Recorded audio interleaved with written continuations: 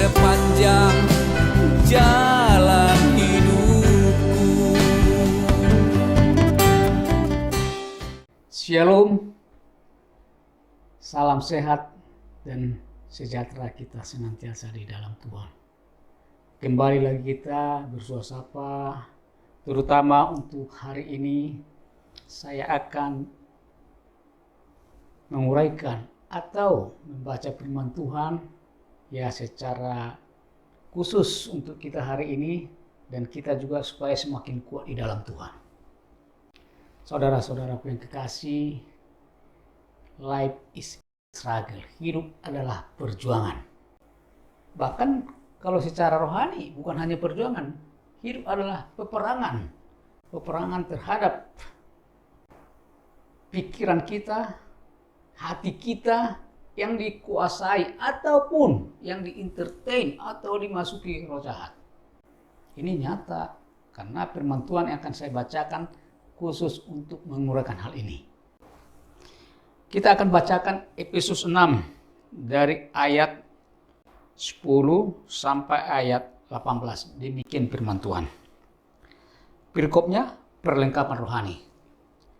Akhirnya hendaklah kamu kuat di dalam Tuhan, di dalam kekuatan kuasa-Nya. Kenakanlah seluruh perlengkapan senjata Allah supaya kamu dapat bertahan melawan tipu muslihat iblis.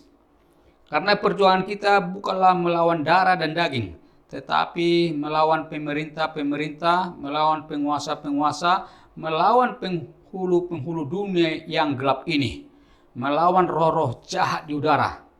Sebab itu, ambillah seluruh perlengkapan senjata Allah, supaya kamu dapat mengadakan perlawanan pada hari yang jahat itu dan tetap berdiri sesudah kamu menyelesaikan segala sesuatu. Jadi berdirilah tegap, berikat pinggangkan kebenaran, dan berbaju jirakan keadilan. Kakimu berkasukan kerelaan untuk memberitakan Injil damai sejahtera. Dalam segala keadaan, pergunakanlah perisai iman. Sebab dengan perisai itu kamu akan dapat memadamkan semua panah api dari si jahat. Dan terimalah ketopong keselamatan dan pedang roh, yaitu firman Allah. Dalam segala doa dan permohonan, berdoalah setiap waktu di dalam roh dan berjaga-jagalah di dalam doamu itu dengan permohonan yang tak putus-putusnya untuk segala orang kudus. Seperti yang saya katakan tadi, jelas kita harus berjuang, itu faktanya. Karena dikatakan dalam firman ini, perjuangan kita bukanlah melawan darah dan daging. Darah dan daging ini ya kita, wujud kita, manusia. Jadi bukan manusia yang kita lawan sebenarnya. Tetapi apa? Pemerintah-pemerintah, penguasa-penguasa, penghulu-penghulu dunia yang gelap ini. Artinya bukan pemerintah kita yang ada di pemerintahan, bukan. Ada tingkatan di dalam hal kuasa kegelapan, roh jahat. Ada komunitas sesuai dengan firman ini, yaitu pemerintah, penguasa-penguasa, penghulu-penghulu dunia yang gelap ini. Bagaimana kita supaya berkemenangan? Tidak ada jalan kecuali kita datang kepada Tuhan. Sebagaimana dikatakan, ambil senjata perlengkapan Allah supaya kamu dapat melawan pada hari yang jahat dan tetap berdiri teguh sesudah kamu menyelesaikan segala sesuatu. Artinya kita tetap teguh. Tetapi selain berdiri tetap teguh, juga dikatakan sini berikat pinggangkan kebenaran. Ya kita harus benar. Kita harus tulus di dalam hal ya berkomunikasi ataupun di dalam hal bergaul dengan pihak lain. Harus selalu kebenaran, ketulusan yang kita harus lakukan. Itu perintah firman Tuhan. dan juga harus adil. Ya adil dalam arti ya kalau ada sesuatu hal yang memang hak orang lain ya harus kita kasih. Dan juga yang paling utama adalah kerelaan untuk memberitakan Injil damai sejahtera. Ini ada kaitannya dengan bagaimana Tuhan sebelum terangkat ke surga menyatakan bahwa kita harus memberitakan firman Tuhan ke seluruh dunia. Nanti akan saya bacakan firman-Nya. Tetapi perikop ini kita selesaikan dulu, yaitu yang menyatakan dalam segala keadaan pergunakanlah perisai iman. Dengan perisai iman itu kamu akan memadamkan semua panah api dari si jahat. Dan terimalah ketopong keselamatan dan pedang roh, yaitu firman Allah. Kalau kita berperang tentu ada senjata kita. Senjata kita itu firman Allah. Tidak ada yang lain. Firman yang lain, gak usah saya bacakan, yang menyatakan berjaga-jagalah. Si iblis berkeliling mencari orang yang dapat ditelannya. Selain iblis ini adalah